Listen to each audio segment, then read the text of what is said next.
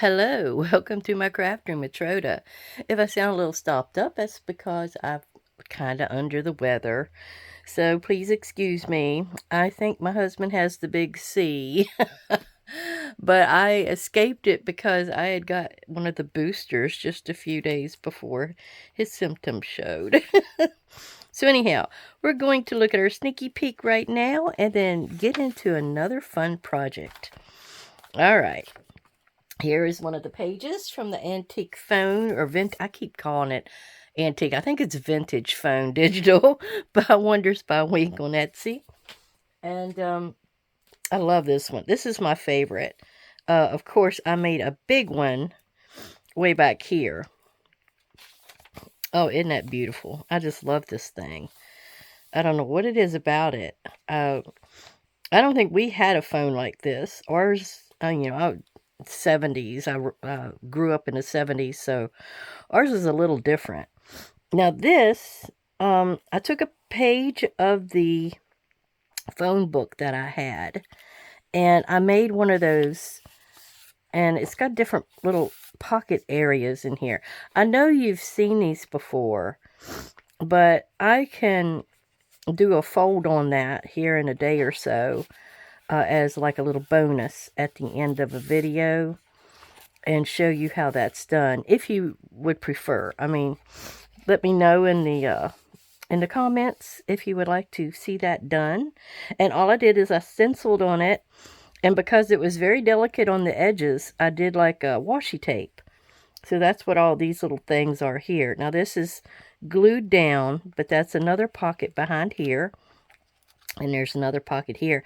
And I used one of the metal numbers that I had from the Dollar Tree. And I had a stamp here from one of my Tim Holtz stamp kits. And are we going to see anything else? Well, this one I just used like this piece of extra that I had as an edge design there. Here is images from her beautiful kit. And that was one of my hand-dyed papers. I think it's a napkin. Oh, no, I'm sorry, a placemat. It's an actual placemat. And, all right, I don't know if you saw that, but we'll wait and do that on the next video. I think it's the last thing, so that'll be all of this book. I have to find me another one to show you. All right. Today we're going to do something that's kind of fun. It is a simple envelope journal. Now, I don't know if you remember me using these envelopes back there at the Christmas in July project, but it's these. I'll get it out. It's these. Now, I saw a lady doing some of these envelope journals, but hers was quite different. She had one that was just like a pointed flap envelope, and she just kind of put her papers in here and sewed them in, and then the flap kind of just covered it. That was all hers was, but I formed it into something else, you know. But I just had these with a flap like this, but that is fine. That will get the job done. Now, I had these papers, which I've already gone ahead and cut down, and I actually sprayed them with, let me see. Sorry, I should have had this ready. Scattered straw and Victorian velvet. So I sprayed that background with those colors, and my envelope got sprayed because I figured this part of the envelope was going to be seen. This is going to get covered. This is going to get covered. So this needed help. I didn't want it to be white. And so I sprayed that one as well. And you'll see what I need to do with those. And then I wanted to show you this came from Autumn Blaze. It's actually that one right there. And so I've been trying to use that up. Now, this was Autumn Garden by the Journal Boat. It was one of the last pages I had. I'm using this side. I've already inked it up. I've inked these up. I used, worn lipstick to go around the outside, and I didn't like how pink it was. So I went back around it either with gathered twigs or my ground espresso. I can't remember which. Okay, this is one of those dual things that I usually will do. I'll show you an idea, and then I'm doing one of my challenges.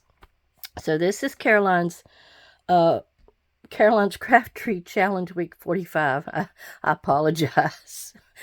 My voice is like, ugh. But anyhow, her challenge, her 5 prompts are frame, machine, paperclip, arrow, and fairy tale.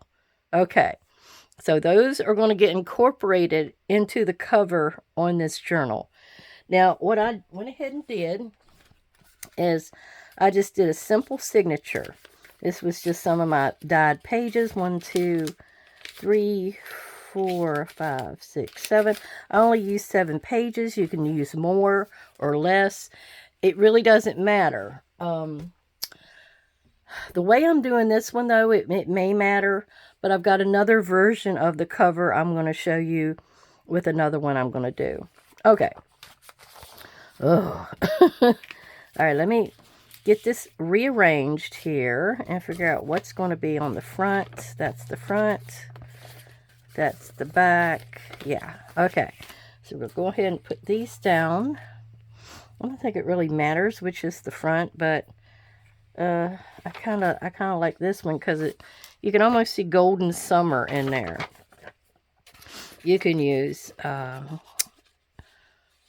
glue stick. Sorry, I'm trying to think at the same time. You can use glue stick or the wet glue here, fabric tack, whatever works for you best to cover like a large body of paper like this, because you know sometimes this stuff dries before you get it down. I sometimes do fabric tack more often than not, but since this is a thin style envelope, I thought I'd just go ahead and try to do it this way. Okay, yeah, my husband and my anniversary was yesterday, 11/7, and I made him a card, and I'm going to show that to you at the end. I used some napkins that I used in my last video, and I'm going to show you how I created like a little scene from the napkin pieces and parts. He's pretty sick, but he said he felt like he was better, which is, man, he sounds worse than me, a whole lot worse. But we went out to eat and had a good little meal. Came back home. Sat around the house.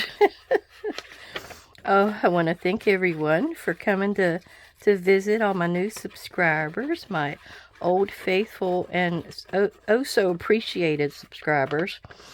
I'm telling you, you guys are just great. I mean, got people that's commenting all the time, and it just helps the channel, my channel, out a whole lot. Okay, there we go with that. Now I gotta flip these over and put my inside, and I decided not to worry about these 2 flaps here. I didn't think about cutting them off at the beginning, like I did in one of my other envelope projects. So it's white underneath of them. Otherwise, if I took them off, I would have sprayed that area and it would be great. That didn't happen. Okay. I think I've told you all my stories from West Virginia. I'm sure we didn't have much happen, you know. We were just going to cemeteries and rechecking things and this and that and the other, and we were trying to find information. And you know, sometimes it's easy and sometimes it's hard. We got up to this one cemetery, the one with the musical tombstones. You remember that one, where we had found all these excess tombstones that had been pulled off of graves because they got new ones. they'll set them around trees. And anyhow, they put those on other graves in the other parts of that one cemetery, and that really confused us. But anyhow, we were down at the bottom of the cemetery getting ready to leave, and we had this one little set of metal markers. Now, sometimes that's all these people would get, is a metal marker. They were lucky to get that, probably, and thank goodness the funeral homes, supplied that. Now, nowadays, they're plastic. There was a certain point of time, I don't know if it was like a decade ago or something, but they changed it from the metal markers to plastic. And oh my gosh, those are going to get destroyed in a heartbeat. And some of those old metal markers have stood the test of time for decades. I'm amazed at them. Just decades and decades. Now, some of this you may want to re-glue, like that little piece was up right there. But I think the whole piece covers that. So I don't think we have to worry. Didn't have to do any maintenance. I call that envelope maintenance. Got a little piece right there. I got it. Okay. Just make sure you don't glue your thing shut. Now it's going to create a pocket for us. So that's great. So this is how it's going to be. It's going to be like this. I didn't want to cover this up. That is that placemat. And it made such a cool design on here. I didn't want to cover it. Now, one version of this is to get on here like this and just put your envelope down. Glue it to the front. And then you can turn it over and glue this to the back. Like that. And that is your envelope cover. This is my version of it. Now, see, that would be down. You'd still be able to flip that open and get into that envelope pocket. Plus, you'd be able to write on here. The only thing we have to take care of is this strip here, which I'm thinking I might just cut that off. That's the sealant to close your envelope. Now, the way I'm going to do it, though, is I'm going to do this other version, which I think this one is going on first. It's real plain. I don't like a speckled design. So I'm going to go ahead. And in this version, you don't need to worry about this strip, because we're going to actually go around it like that. And it's going to cover up our signature sew-in area, and I think it'll work really well. Okay. So we're going to glue this down while I continue to talk. So anyway, back to this one little set of metal markers in that cemetery. Before, it was two names. There was a Tanya Muncie, and there was just one with Muncie. And both of them only had a year date, 1973. So we were curious about who that was. We needed to find out, because we like to get full dates. We like to get parents, that type of thing. So we had to do some research. We went to the courthouse, and I went looking into the birth books. Now, I found a birth for triplets now. Isn't that something? These little girls were triplets. There was 3 of them. And it even tells you when they were born, in which order they were born, which was very useful. Now, the Tanya, I think she was born in the middle of the other 2. So we said, well, we've got the birth. Now we needed a death. And we went and went to, there is a genealogy society over in Martin County, Kentucky. Now that's where the funeral home is that a lot of these people used. And of course, on the metal marker, it tells you the funeral home that buried them. So we went and went to the Genealogy Society and looked through the books. Could not find that at all. Couldn't find a death for these little girls. I don't know if the books were just too jumbled or what was going on. So that was very sad. Now, our other option is to get on here. Now, see, I don't like that I covered up this back, but oh well. I guess it is what it is. So we have other options. There's these back door windows and stuff like that you can go through to find information. Sometimes we'll go on our page, our cemetery page, and just ask them. All right, I should have done my stamping before I put this on, but this is really flat, so I don't think I'm going to have any problem. All right, I'm going to start on decorating the cover. As you can see how I did this, it worked fine. It blends in together because of me spraying it. And the only part I didn't like was this, but it sort of actually blends in. Now you can stamp over that, and I may just do that to just kind of, get your eye away from there. All right. All right. I'm using this little stamp set that Paper Crafting with Miss Tommy sent me, and I'm using this fairy right here. Now, one of the words is fairy tale. I hope I'm not being too indelicate, but it's a fairy tale. Carolyn, is that all right? She's the one that puts this challenge on, and I'm always going outside the box. I don't like to do a just obvious item, I like to play around with the wording. All right, so we are going to be putting this on here, and this little girl is going to be sitting about right there. I think I want to re-ink her a little bit more again. All right. I'm going to put it right here. Yeah. So, one of our other things that we did, we have this lady. Well, there's a cemetery up what they call Old Fork. Now, that one's going to be going in this book. We got to get done before Christmas. Okay.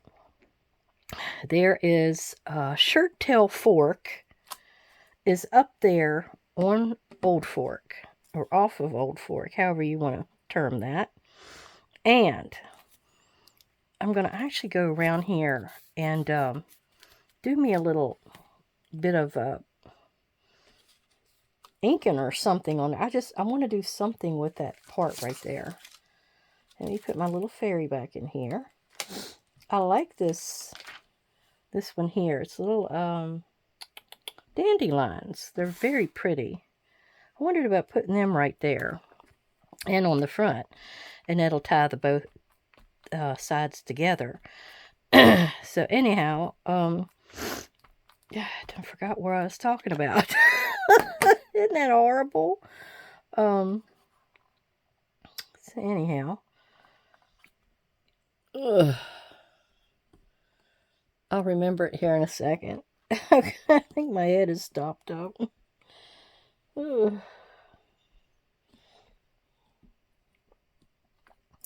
All right. Oh, I like that. Now you can continue with more as you go across.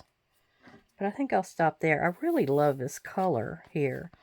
Now, I don't know that I actually need it on the front. She's going to be there.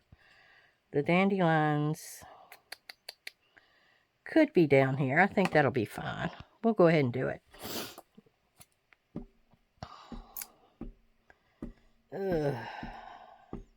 Oh, I remember. It took me a minute. So anyhow, this cemetery on Shirt Tail Fork is a real mystery. This one lady, she's probably in her late 80s, early 90s, lived there when she was young. She was raised there. So she was able to give us a few names of who is buried in this cemetery. And there was mostly babies. They said that they use the cemetery for babies. And I'm going to do a little bit more tweaking right here on this butterfly to see the rest of her wings. So we have names, and there's only like 3 adults that were supposed to be there. And I had found in the 1900 census this one lady's name. And it was the name the girl had given us. Well, the thing is, we went and found deeds for them at the one courthouse up in Wayne. And it's sort of confusing. We were told that the husband was a coal miner, and he had died in a coal mine accident of some kind way back. Well, it must have been before 1900. So, wow, they were buried there before that, or at least he was. And I did find a few deeds on her, and him actually, because you want to look at the grantor and the grantee. Always remember the grantor is the sellor. Grantor, sellor, and then the grantee is the buyer. So you're going to want to look at both angles when they came into the area and bought, and then when they sold. Sometimes, and I love the ones that are like heirs, the heir deeds, HEIR. That's when they'll come up with, and I'm gonna actually use my fabric tack for this button. I have this button here that I want to put down just to use it. It's a wooden button I got at Walmart, and I covered it with some pink napkin. But the pink kind of goes with this color. Plus, I don't know if this is the color I use when I sewed this in, but I had excess of this, so I wondered about using that. Maybe I'll put it down here. Yeah, that's better. I just want to use it up. So anyhow, we got to get to researching on that a little bit more and figure out what is going on with these people and see if we can find any information, death dates, anything. But you have a problem. The 1880 census, you have a census every 10 years, but 1890 got burned or something. It burned at the courthouse or state capitol, Washington. It burned somewhere. I'm trying to remember where they said. So anyhow, yeah, there's a 20-year stretch that hinders us all the time.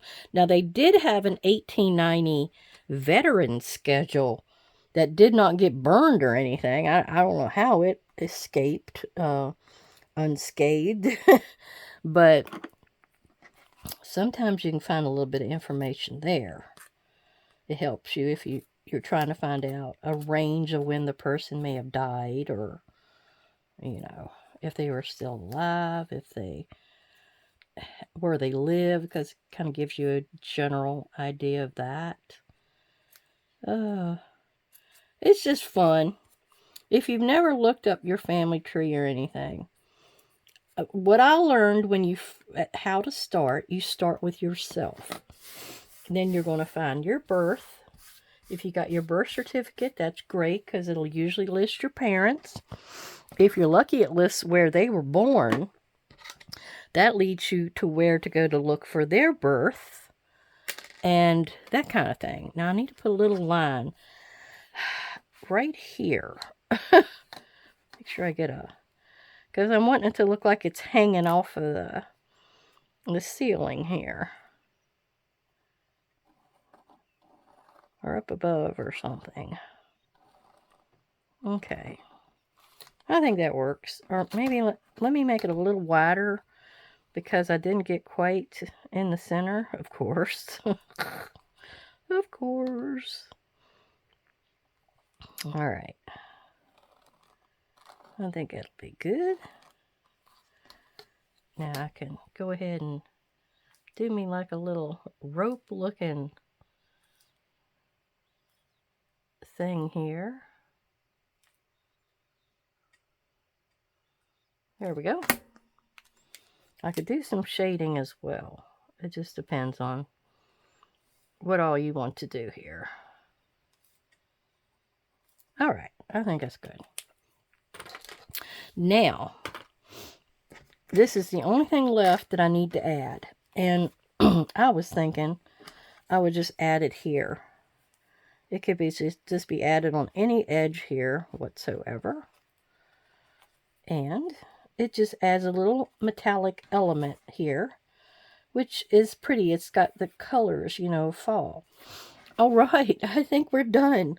I just had a few little goodies to show you, and after that, okay, with this was Caroline's Craft Tree Challenge, week 45. We have a frame, and this is what I'm considering my frame that goes around that little girl. Then the machine is this scale. I think that would be considered a machine. The paper clip and arrow are both in one item. Hey. And then we have a fairy tale. But anyhow, this is what it looked like. And I really encourage you to look for some envelopes. And I suggest getting new envelopes. You want your flap to be good and consistent. And any, used envelopes, you're not going to get that. As I'm trying to do fall items at the moment, this was going to be the cover for the next one. It's a really pretty metallic marble look. And here is the inside, which is just more of my dyed pages. And I had this in my scraps, and I think I'm going to make pockets out of that. Maybe inside the journal somehow, maybe on the front. It doesn't hurt to put it like here because that gives you some words and such. And I got this at the Dollar Tree, and it was fall leaves. I can't tell you when. I did not get it this year. But I'm going to do that. I'm going to do this covering that, and it's going to look really pretty and rich looking. So that is for my next one. And I'll just set that over here to the side. And I'll show you some of my other goodies that I got done. Now, this came as junk mail. I covered it. It was this big. It was where you would buy one of those procedures to make your smile better, like they do inserts or something. Well, it made me smile when I saw it. Because it said, I'm going to use that. I'm going to make a little trifold. And I just had all these scraps from when I did my paper bag journal. I'll show you there in a second. So it's got 3 pockets here. I just covered it all around. I think it was 3 3/8. You just want to make sure your 2 sides are a little bit shorter than your middle, so it'll lay flat. It's going to go in a pocket. I did a little cross pocket back here. And that's all there was to it. I got a little Merry Christmas there. All is calm, all is bright. So you see some junk mail and you got some scraps. Go ahead and work on that. And cover it. Now, this is my anniversary card to my husband. The one napkin. This is all napkin except for this background paper and this clock over here. But these all came from one napkin. Then I think I had another one that had the pumpkins and the sunflowers. And then the truck one was all one. So we were married on 11/7. And we didn't go away for a honeymoon. We had our house getting built. It was like a modular home. And we're waiting for the water to get finalized or whatever they do. So we wanted to stick around. So we went to this hotel, and it was one of them, you got all the different doors you go to. Well, wouldn't you know it, the number for the room was 117, 11/7. I always have a play on numbers, I can tell you that. All right. Now, our other little goodies I needed to show. I said I was going to show it in a video or something, but we're going to do it this way. here is the little Christmas one where I had all the scraps.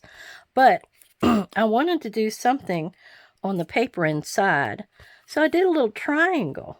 Check that out. I just did a little gold triangle. Now, of course, this you've seen this before, but I sewed my little insert in there. I think this was the center. No, that's not the center. It's in there somewhere. I sewed it in. There it is. Okay. I just used floss, and it lays shut really well, so no closure was needed. Now this one, I did try to do a little stamp on the corner like I had suggested, and it worked out pretty good. This one you can see well. That one I didn't tilt it the right way, but I put a doily in these. The fall ones I put a little doily. So they have just different little papers that would go with the occasion. And this one, I didn't do anything to the two little corners that can be seen. But this one, I had to turn the papers this way and fold them. But I had to fold them in a way that they would stretch across. So I've got every other one is a shorter one. See, it's kind of wonky. But that was the only way I could think to do it. So there's another gratitude journal. I'll be taking those to the shop soon. Not at the moment since I'm sick, but soon. All right. I really appreciate you coming to visit. I hope everybody is doing well and is healthy. I really stress that. Try to stay healthy. The winter months are coming. But yes, I hope you appreciated this little challenge that we had today and my play on the fairy tale. All right, everybody have a great, great day. Bye-bye.